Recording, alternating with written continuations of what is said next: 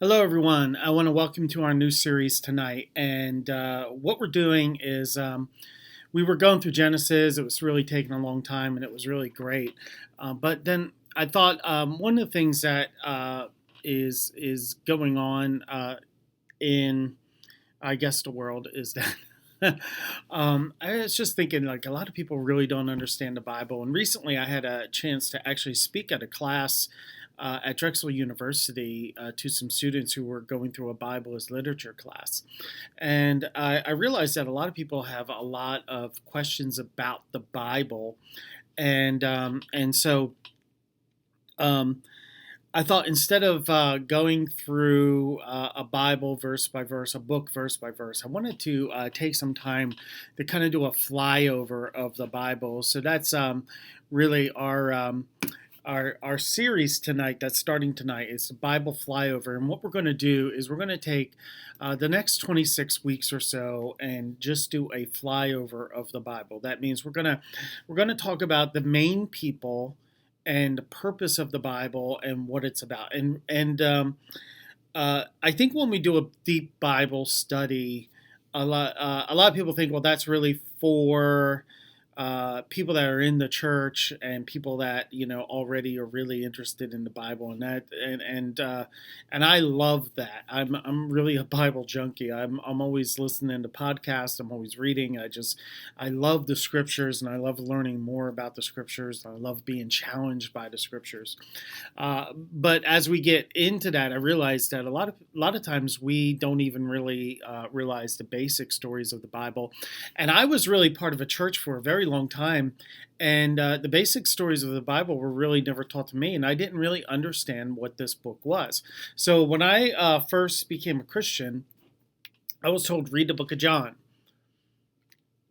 So I read the Gospel of John, and it was great, but I didn't really quite understand it. And then it wasn't until years later I began to read. I said, "Well, I'm going to just start reading from Genesis," and I was really blown away that I was really interested in it until I got to around the middle of Exodus and getting into Leviticus, and things started to get a little bit heavy for me, and I didn't really understand what was going on, and I didn't really get like what was happening, and I didn't really get the layout of the Bible and what the Bible was about.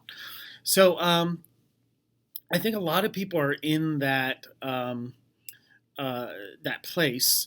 And whether you are a Christian or whether you are not a Christian, and or maybe you're just curious about the Bible, I want to invite you to this class. I want to invite you to this time.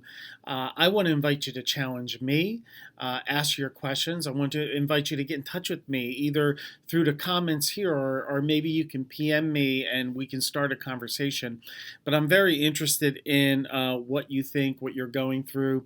Some When I was in the just sharing in the class at Drexel, it was really interesting because there were people in the class that were Hindu. There were people in the class that had Jewish backgrounds. There were people in the class, I believe, had Muslim backgrounds.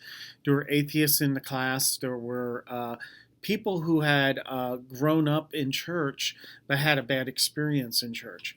And yet they all were together in this Bible as literature class because they wanted to know more. And not only that, but if you read the Bible, one of the things you will realize is that a lot of our literature that we read is based on biblical themes, or even a lot of the movies that we watch are based on biblical themes. And so, whatever level you are, I just want to invite you to be part of this space. I just want to invite you to be part of this and to share where you are, and let us go through this together and be able to share together and get into the Bible together. Of course, I'll share my perspective. I am a Christian minister, so I believe the Bible comes together around Christ, and I'm going to be sharing a lot of that. Let's see if I get the right lighting here. That looks a little bit better. Yeah, that looks good, I think. Anyway, so I'm going to be coming from that perspective, and I'm going to be sharing that perspective. But I think wherever you are, I just want to invite you here, and I want to invite you to talk about this and be part of this. And so I'm going to be sharing from my perspective. I invite you to share from yours and ask questions from your perspective. One of the things that we'll do here, I'll lay down some ground rules. One, I'm not going to get into an argument with you. I'm not going to argue with you. And I'm saying that for your benefit. I'm not saying that you're coming here to argue. When you ask a question, I'm going to take it seriously. And so I'm not looking to prove you wrong. I'm looking to hear what you have to say. And of course, I'll share my perspective and come from where I come from, honestly. But I respect where you're coming from. So I'm not looking to get into an argument with you. I will treat you with respect. I will share honestly what I think and where I come from. And so I want you to feel free to ask what you want to ask. And if you're coming in here, and I don't think a lot, I don't think I've experienced this even online, which is really amazing. Uh, Most people really have been great as we've been doing our online stuff since COVID. Um, but if you are coming in saying, "Boy, I want to nail this guy to the wall" or whatever, what I would say to you is just come in with an open mind. I'm not looking to nail you to the wall. And so if you're coming in, uh, especially if you're coming in and you've had some sort of church experience where you've been hurt by someone, I want you to know that I want to really try to understand that and understand where you're coming from. So, having said that, if you're honestly challenging me, then that's great too. And I really, really welcome that. And I really welcome open discussion. And so you could do that in the comment section. You can PM me, or we can find some other way to start the conversation. But we just want to invite you in. If you're a Christian and you're being part of this, and you've said, "Hey, I've always had a hard time explaining the Bible to my friends." This might be a good opportunity to even say, "Hey, there is this." I don't know if I call this a podcast. It's really not. It's a video. There's some videos that from a guy I know, and you can watch this, and we could talk about it together, and maybe that will be helpful. This is going to be on my personal YouTube page, as well as here on Facebook. And if we need to find other ways to get this out, then I'm more than willing to do that. If we can put this on a podcast, then I'll be willing to do that as well. If we can interview people, we could do that as well. I'm open to almost anything. But we want to give you just an opportunity to ask your questions and to be part of this discussion. So, having said that, we let's get started here. And we're not going to be too long tonight, but I'm going to give us an introduction to the Bible.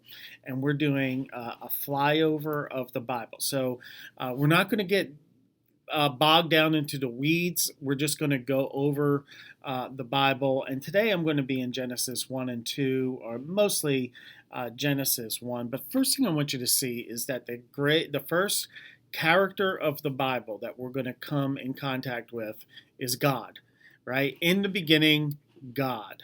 And so over probably tonight and next week we're going to be in Genesis 1 and 2.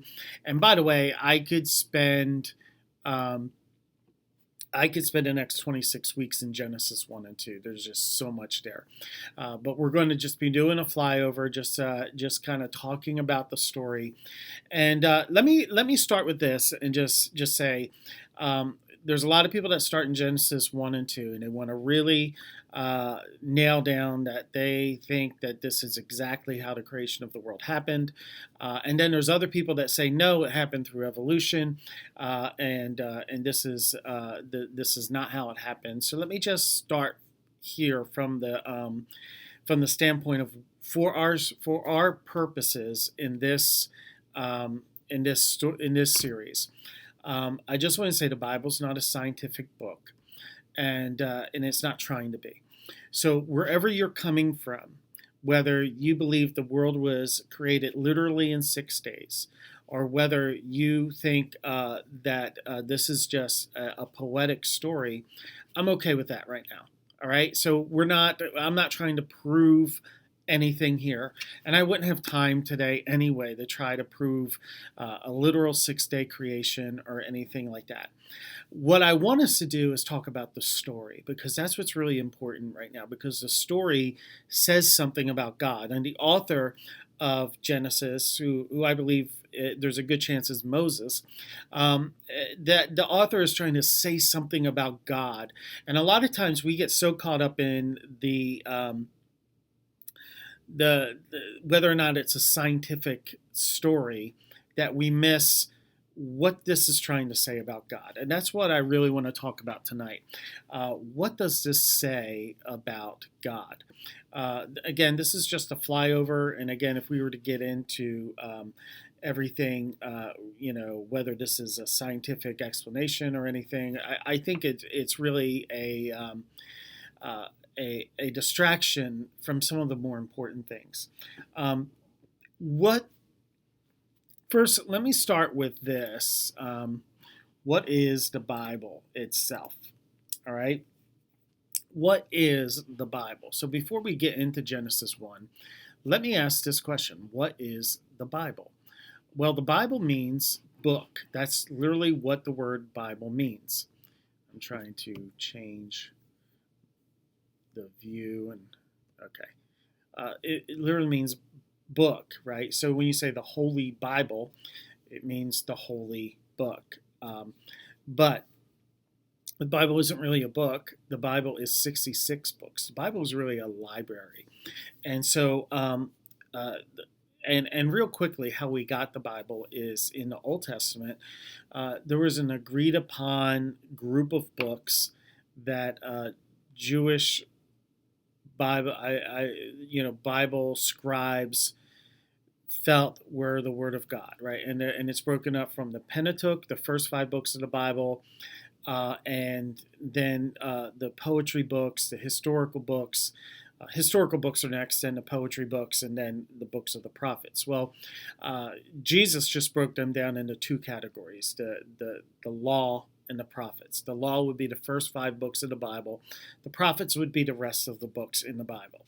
So you have 66 different books. The New Testament, by the way, is agreed upon by the early church that these were the writings that were closest to the original apostles that walked with Jesus. Right? So this is basically how we got these books, how we got this combination of books. And so they're written by different authors with different styles. So you have poetic styles, you have historical styles, you have, I said poetic, historical, or narrative. And then you have poetry in the sense that there is prophecy, and then you have poetry in the sense that there is expressions of people's feelings towards God, like the Psalms. So it's broken down that way. Now, people will say, especially if you have an atheist friend or whatever, well, there's 66 books in the Bible and none of it makes sense. Well, I'm going to try to show you that from my perspective, it all comes together. And from my perspective, it all comes together around Christ, the message of Christ. The reason why it seems so like crazy and coming from different points of view is because it's written by different authors, different styles. And so we believe in the inspiration of Scripture. And what that means is not that God just said, okay, I'm going to dictate to you what I want you to say. It means that God inspired people to write in a way that that reflects their personality. So, for instance, the book of Isaiah is very poetic and beautiful, and then there's other parts of the Bible where the writer is just very matter of fact. And then there's like apocalyptic literature, which talks about the future and stuff, and that's written in a whole different way. And then there's just narrative, and then there's inside the narrative, the writer puts their commentary, so you get an idea of what the writer is trying to say by telling you this story. And so the Bible is 66 different books. It is, um, and like I said, I think that each one they're telling part of the same story. Um, and one of the things we got to look at is the idea of context, right? So this is where we get really really messed up. Uh, we we're talking about an ancient book that we're reading today. And when we talk about an ancient book that we're reading today, what we do is we often insert um, today's philosophies, today's culture. We insert that into the Bible, and that's very dangerous because we got to start from where it's coming from, and where it's coming from is from an ancient culture that thought about the world differently than you and I. And so, before we can apply it to our lives, we got to first go back into the culture that it was written and understand why it was written to this group of people. So you got the people that it was written about, and you got the people that it was written to. So think about these three stages, right? If I'm reading a story, let's say I'm reading the story of creation. Well, let's say Moses wrote that. Who was he writing that to? Well, he was writing to the people of Israel that were wandering in the wilderness, right? And then, so what does that mean to me? So you got the people it was written about, Adam and Eve, the people it was written to, the people of Israel. Why is he writing that story to the people of Israel? What's he trying to say to them, right? And then how does it apply to me? Right? So we get that backwards. We put ourselves in the story first, and that's where we get messed up. And a great illustration of this is David and Goliath, right? We read the story of David and Goliath, and we decide I'm David, and the story is about me. And that really gets us in trouble. We got to be careful about that. And the story, well, when I get to David and Goliath in a few weeks, I will share more about what that story is about. Um, so, um, we get to Genesis. It says, "In the beginning, God," and this is so important. God is the central character of the Bible. So, so we got to be very careful about inserting ourselves in the Bible right away, right? So it does apply to me. It does apply to you, but the story isn't about me and you. The story is about God. God is the hero of the Bible. When you read about people in the Bible, the people are not the heroes of the Bible. God is always the hero of the Bible, and that's really important because when we do things like David slayed Goliath, and so I'm going to go out and slay my giants like David did, we're kind of missing the point. Because the point is, God slayed the giant. David didn't slay the giant, right? So, or Moses built an ark, and we make it all about, or no, Moses didn't build an ark. Noah built an ark, and we make it all about Noah. Well, I want to be like Noah who built an ark. Well, that's not really what the story is. The story is God saved Noah. God saved his family. And it's very important that we realize, and you'll see as we go through this, that the central character is God. He's the first character we meet. God, the Father, Son, Holy Spirit, the Trinitarian God. And we see this right in the beginning, right? It says we believe in the Trinity, Father, Son, Holy Spirit. Now, if I were to draw that out for you in some way, and we've seen this in children's churches and Sunday schools, and you go, oh, now I understand the Trinity, then I did it wrong. Because if you can really understand this, you don't really understand it.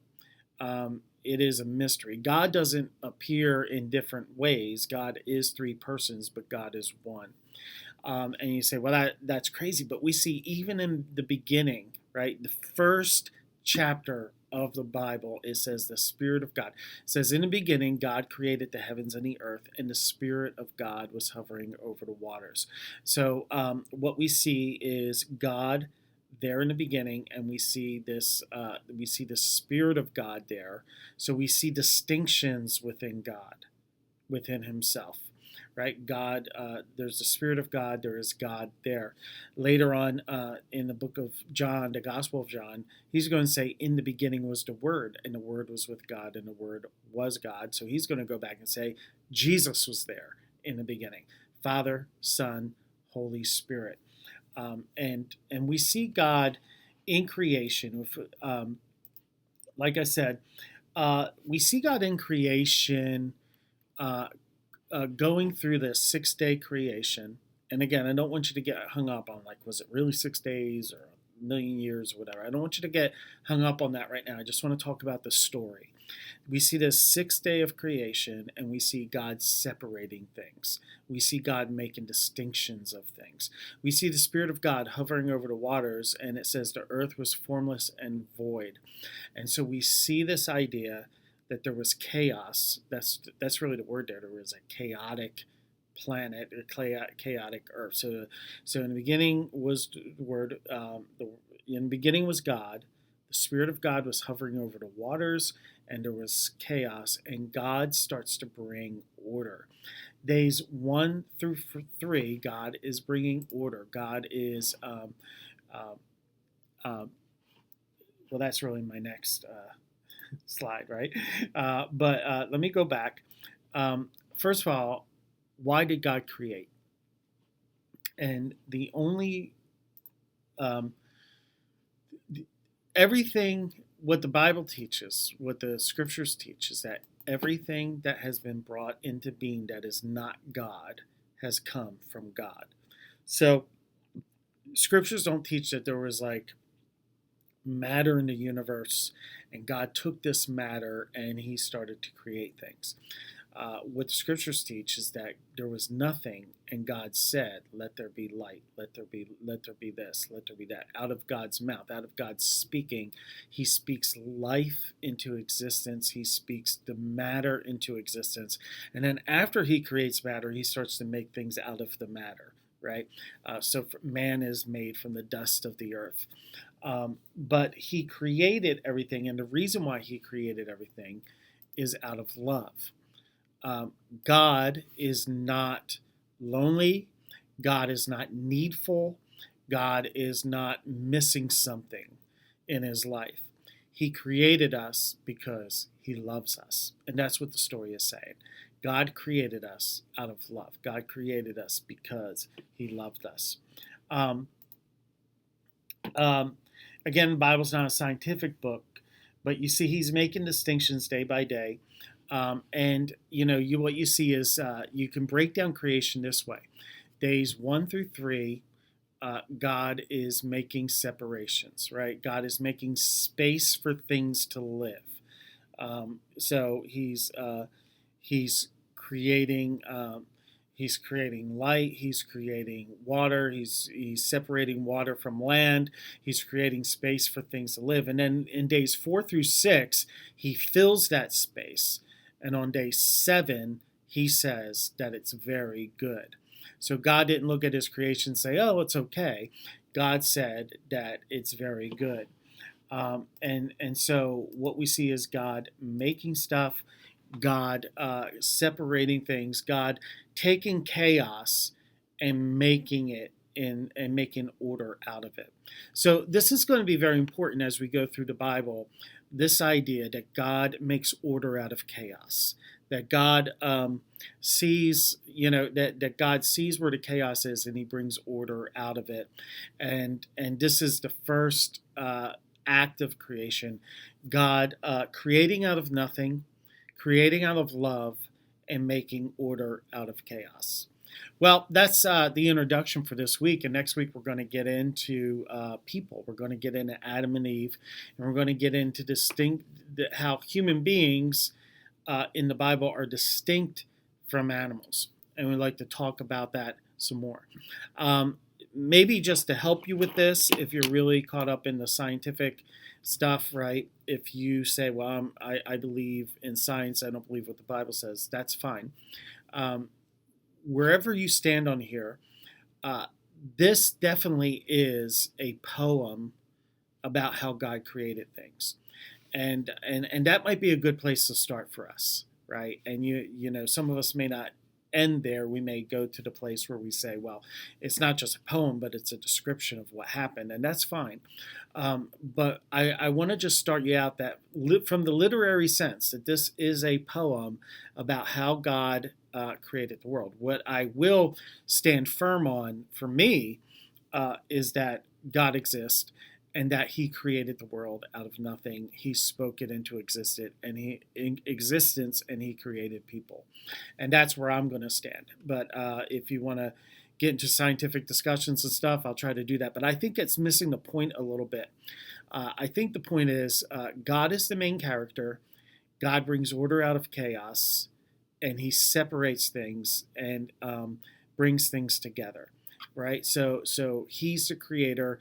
He is the main character of the Bible, and we're going to see that as we continue to go through Scripture.